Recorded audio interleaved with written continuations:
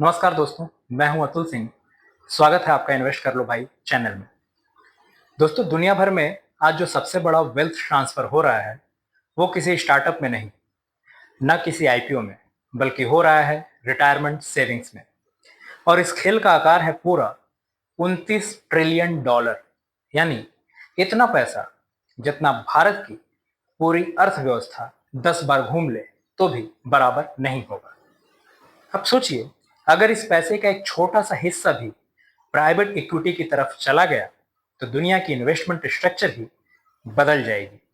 आज हम उसी नए दौर को समझेंगे जहां रिटायरमेंट फंड्स अब सिर्फ सेफ बॉन्ड्स में नहीं, बल्कि private companies, alternative credit funds और वेंचर डील्स में भी जा रहे हैं। लेकिन रिटेल इन्वेस्टर्स को क्या करना चाहिए? क्या यह नया मौका है या नया जाल? आज के वीडियो में हम सब कुछ विस्तार से समझेंगे।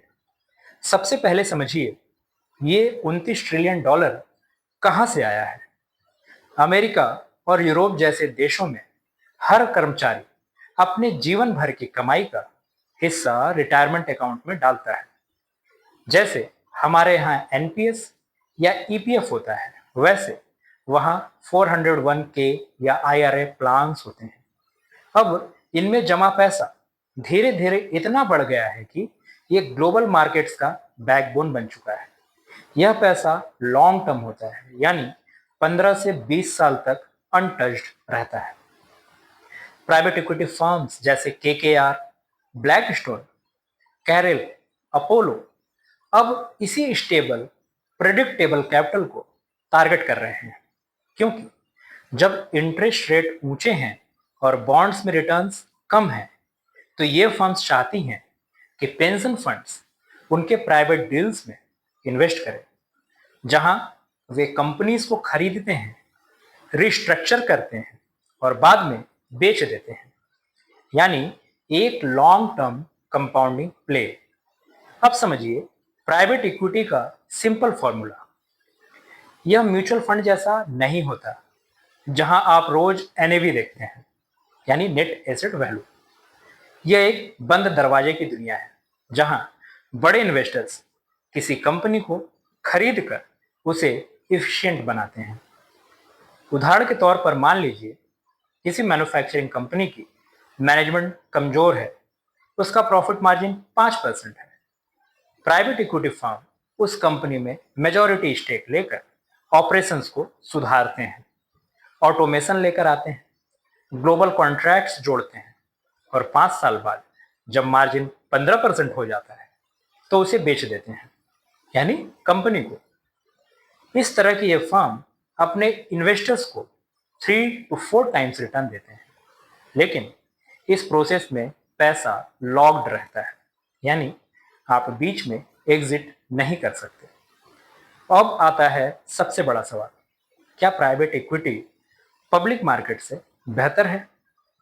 अगर डेटा की बात करें तो पिछले 20 सालों में प्राइवेट इक्विटी फंड्स ने 13.9% एवरेज एनुअल रिटर्न दिया है, जबकि पब्लिक इक्विटी इंडेक्स ने 9 से 10% के आसपास, यानी डिफरेंस लगभग 4% सालाना का है, जो कंपाउंडिंग में बहुत बड़ा बन जाता है। लेकिन इसका मतलब ये नहीं कि हर फंड इतना रिटर्न देगा, क्योंकि ये रिटर्न्स आते हैं एक्सपर्टीज से, कंट्रोल से और टाइमिंग से, जो हर रिटेल इन्वेस्टर रेप्लिकेट नहीं कर सकता। पब्लिक मार्केट में लिक्विडिटी है, ट्रांसपेरेंसी है, प्राइवेट मार्केट में कंट्रोल है और प्रीमियम है। दोनों की अपनी अपनी जगह हैं। पहले प्राइवेट इक्विटी सिर्फ बड़ी इंस्टीट्यूशंस और अल्ट्रा रिच के लिए खुला हुआ था, लेकिन अब रेगुलेटरी चेंजेस इसे कॉमन इन्वेस्टर्स के लिए भी खोल रहे हैं। अमेरिका में रिटायरमेंट प्लान्स को अब अनुमति है कि वे अपने एसेट्स का 5% तक का हिस्सा प्राइवेट इक्विटी या अल्टरनेटिव क्रेडिट में डाल सकते हैं, यानी अब यह सिर्फ एलाइट का खेल नहीं है, बल्कि धीरे धीरे मास एफ्लुएंट का हिस्सा बन रहा है। कई फंड हाउसेस ऐसे प्रोडक्ट्स बना रहे हैं जो म्यूचुअल फंड्स जैसे दिखते हैं, लेकिन इन्वेस्ट करते हैं प्राइवेट मार्केट्स में।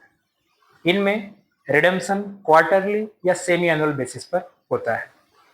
इसका नाम है इंटरवल फंड्स और आने वाले सालों में यह कैटेगरी तेजी से बढ़ सकती है।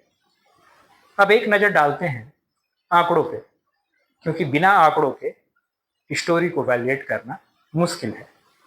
2015 से 2021 तक प्राइवेट इक्विटी फंड रेजिंग हर साल बढ़ता गया है। 2021 में यह बढ़ गया 1.2 ट्रिलियन डॉलर तक, यानी पैसा लिटरली फ्लड की तरह आया है। लेकिन 2023 और 2024 में स्लो डाउन आया। क्यों? इंटरेस्ट रेट बढ़ा, वैल्यूएशन हाई हो गया और इन्वेस्टर्स ने कहा अब थोड़ा आराम करना चाहिए। 2024 में प्राइवेट इक्विटी फंड रेजिंग लगभग आधी रह गई, करीब 600 बिलियन डॉलर, यानी साइकिल बदल रही है। ये वो समय होता है जब स्मार्ट इन्वेस्टर्स एंट्री की तैयारी करते हैं और पैनिक इन्वेस्टर्स एग्जिट की राह देखते हैं। प्राइवेट इक्विटी फंड्स का सबसे बड़ा चैलेंज है लिक्विडिटी रिस्क, मतलब आपका पैसा लंबे समय तक फंसा रह सकता है। अगर मार्केट क्रैश हो जाए या फंड को रिडेम्पशन रिक्वेस्ट आ जाए तो उन्हें बेचने में मुश्किलें आती हैं। रिटेल इन्वेस्टर्स में एक बिहेवियरल चैलेंज होता है। जब मार्केट में गिरावट आती है तो वो घबरा जाते हैं और रिडेम्पशन मांगने लगते हैं। इससे फंड्स को बेचने पर मजबूर होना पड़ता है और बाकी इन्वेस्टर्स को भी नुकसान होता है। इसलिए रेगुलेटर्स बार बार कहते हैं प्राइवेट मार्केट इन्वेस्टमेंट्स केवल उन्हीं के लिए है जो 8 से 10 साल तक पेशेंस रख सकते हैं, यानी long term thinking and long term investment. Retail investors की एक कॉमन गलती है, वो शॉर्ट टर्म मूवमेंट्स देखकर पैनिक में आ जाते हैं। प्राइवेट इक्विटी फंड्स में ऐसा नहीं चल सकता। यहाँ सक्सेस का रूल सिंपल है, by quality and sit tightly. Market volatility कोई दुश्मन नहीं होता, वो लॉन्ग टर्म इन्वेस्टर्स के लिए ब्लेसिंग होता है। प्राइवेट इक्विटी फंड्स इसलिए सक्सेसफुल हैं क्योंकि उनमें रिटेल क्राउड नहीं होती, उनमें लॉन्ग टर्म कन्विक्शन और कंट्रोल होता है। और एक बहुत ही गहरी बात कही गई थी, अगर आप 20 साल पहले इकोनॉमी को देखते तो म्यूचुअल फंड्स इकोनॉमी का मिरर था। आज वो मिरर नहीं है, क्योंकि अब कई बड़ी और हाई ग्रोथ कंपनियां पब्लिक मार्केट में लिस्ट ही नहीं होती। उबेर की बात कर लीजिए, स्पेस एक्स की बात कर लीजिए, स्ट्राइप की बात कर लीजिए, ये सब पहले प्राइवेट में ही मल्टी बिलियन वैल्यूएशन तक पहुंचे। यानी ग्रोथ का असली फेज अब प्राइवेट मार्केट्स में होता है। पब्लिक लिस्टिंग सिर्फ एग्जिट बन गया है। रिटेल इन्वेस्टर्स अगर इस ट्रेंड को समझ लें तो वो अपनी पोर्टफोलियो स्ट्रेटेजी बदल सकते हैं। रिटायरमेंट सेविंग्स अब सिर्फ सेव बॉन्ड्स में रहकर इन्फ्लेशन बेट नहीं कर पाएंगे। इसलिए वर्ल्ड भर के पेंशन फंड्स डाइवर्सिफिकेशन की तरफ बढ़ रहे हैं। एक टाइम था जब पेंशन प्लान का 70% हिस्सा फिक्स्ड इनकम में होता था, अब वह घटकर 40% तक आ गया है। बाकी हिस्सा इक्विटीज में है, रियल इस्टेट में है और अल्टरनेटिव्स में जा रहा है। यह शिफ्ट अगले 20 सालों तक जारी रहने की उम्मीद है और यही वो 29 ट्रिलियन डॉलर की अपॉर्चुनिटी है। पर अब सवाल ये है, रिटेल इन्वेस्टर्स को क्या करना चाहिए? सबसे अहम बात, सबसे पहले प्राइवेट इक्विटी में डायरेक्ट एंट्री की बिल्कुल मत सोचिए।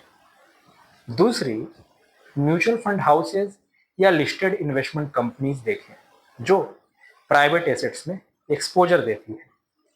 तीसरी, अपने आप को एजुकेट करें, स्ट्रक्चर, लॉक इन, फीस और एग्जिट रूट को समझने की कोशिश करें। चौथी, ये एसेट क्लास सिर्फ वेल्दी इन्वेस्टर्स के लिए नहीं है, बल्कि डिसिप्लिन्ड लॉन्ग टर्म थिंकर्स के लिए है। याद रखिए, प्राइवेट मार्केट में रिस्क वही ले सकता है जो लिक्विडिटी सेक्रीफाइस करने को तैयार है। मार्केट में टिकना रिटर्न कमाने से ज़्यादा अहम होता है। तो दोस्तों, 29 ट्रिलियन डॉलर का ये आंकड़ा सिर्फ एक फाइनेंशियल स्टैटिस्टिक्स नहीं है, बल्कि आने वाले 20 सालों का वेल्थ रीडिस्ट्रीब्यूशन मैप है। प्राइवेट इक्विटी अब पब्लिक हो रही है और पब्लिक अब प्राइवेट की तरह बिहेव कर रही है। अगर आप समझदारी से सीखें, डाइवर्सिफाई करें, तो यह दुनिया आपके लिए भी खुल सकती है। लेकिन याद रखिए, हर चमकता मौका सोना नहीं होता। प्राइवेट इक्विटी का असली रिवार्ड है पेशेंस, नॉलेज और राइट एंट्री टाइमिंग से आता है। तो सोचिए, सीखिए और फिर इन्वेस्ट कर लो भाई। अगर आपको ये वीडियो पसंद आया तो लाइक कीजिए, शेयर कीजिए और चैनल को सब्सक्राइब करना मत भूलिए। यहाँ हम बाई सेल की बातें नहीं करते हैं, यहाँ हम बात करते हैं फाइनेंशियल विजडम की। मिलते हैं अगले वीडियो में, तब तक के लिए धन्यवाद।